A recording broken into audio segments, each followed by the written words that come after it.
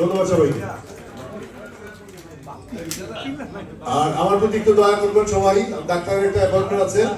আমি জানতাম যে 6:30টার মধ্যে অনুষ্ঠান শুরু হবে, একটু দেরি হয়ে গেছে। আমার আসলে সিরিয়াল এসে গেছে, ফোন দিচ্ছে, আমি থাকতে পারবো বলে মানে ক্ষমা প্রার্থী সবার কাছে।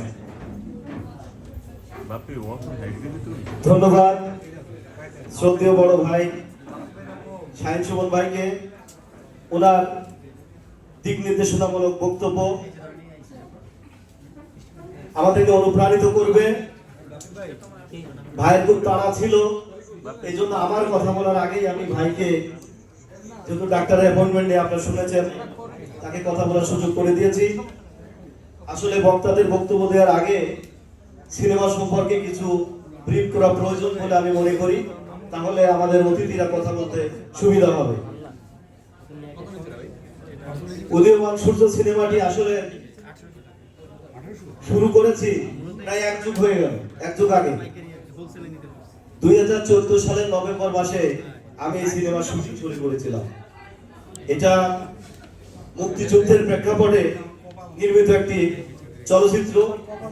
এই চলচ্চিত্র নির্মাণে আমারও এক ধরনের যুদ্ধ হয়েছে। আমার এই ছবির যারা সহযোগী আছে, টিম, অভিনেতা, অভিনেত্রী, কলা কৌশলী, সবাই জানে যে এটা আমার জন্য একটা যুদ্ধ ছিল। আমি পেশায় একজন চাকরিজীবী। ইন্টারন্যাশনাল এনজিওতে আমি দীর্ঘ 22 বছর চাকরি করেছি। যেহেতু কর্মজীবন আমার চাকরি, সে কারণে এখানে ফুল টাইম অ্যাটেনশন দেওয়া আমার পক্ষে সম্ভব হতো না। মাঝে মাঝে অফিসের ছুটির গ্যাপে গ্যাপে আমি এই কাজটা করেছি, এজন্য অনেক সময় লেগে গিয়েছে। তারপরেও এই সিনেমাটি আমি 2020 সালে রিশুট করেছি, ডাবল খরচ হয়েছে। আমার ব্যক্তিগত প্যাশন এই লাইনে কেন এসেছে সেটা আপনাদেরকে বলি। আমি এসএসসি পাস করেছি 1994 সালে। এসএসসি পাস করার পরে আমি কুষ্টিয়া শিল্পকলা একাডেমিতে নাট্যতত্ত্বের উপর ডিপ্লোমা করার জন্য ভর্তি হয়েছিলাম এবং মঞ্চ নাটকের উপর আমি শিল্পকলা থেকে ডিপ্লোমা কমপ্লিট করি। এরপরে বিভিন্ন গ্রুপ থিয়েটার, মঞ্চ, রেডিও, টেলিভিশন সব জায়গায় অভিনয় করতাম। চাকরির সুবাদে যখন অভিনয় করতে পারি না, তখন ভাবলাম যে এই জগৎ থেকে হারিয়ে যাব। তাই হারিয়ে যেতে চাইনি বলে পরিচালক ক্যামেরার পিছনে চলে এসেছি। মাঝে মাঝে কাজ করলেও হয়তো আপনাদের সামনে আসা যাবে। যাই হোক, আমার হোম ডিস্ট্রিক্ট কুষ্টিয়া। আমি এই সিনেমাটা নির্মাণ করেছি আমার ব্যক্তিগত আগ্রহ থেকে। আমার জীবনের প্রথম অভিনীত নাটক ছিল মুক্তিযুদ্ধের।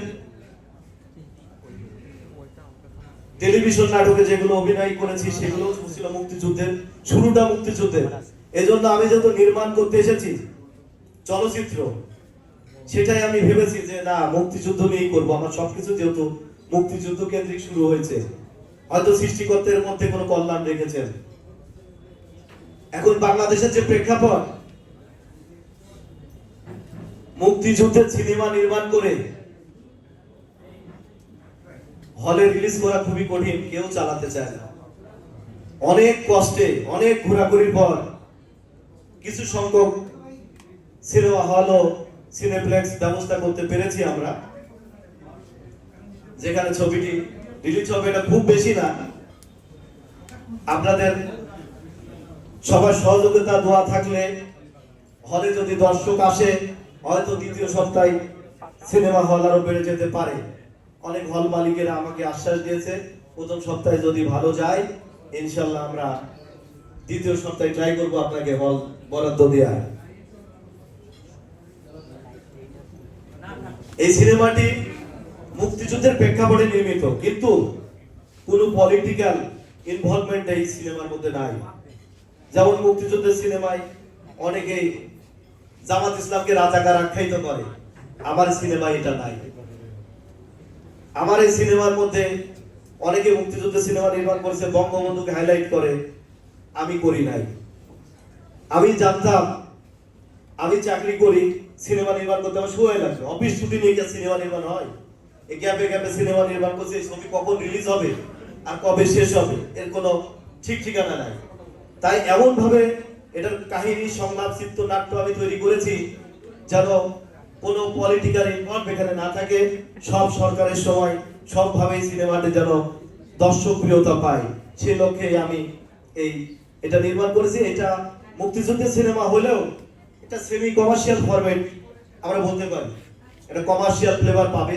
এই সিনেমাতে 4টা গান রয়েছে, অনেক সুন্দর সুন্দর গান, যেটা গল্পের সাথে মিল রয়েছে। এখানে হিন্দু মুসলিম একটা প্রেম কাহিনী রয়েছে, যে প্রেমের সমাপ্তি যখন বিবাহে গড়াতে যায় তখন একটা কনফ্লিক্ট শুরু হয়, ধর্মীয় কনফ্লিক্ট।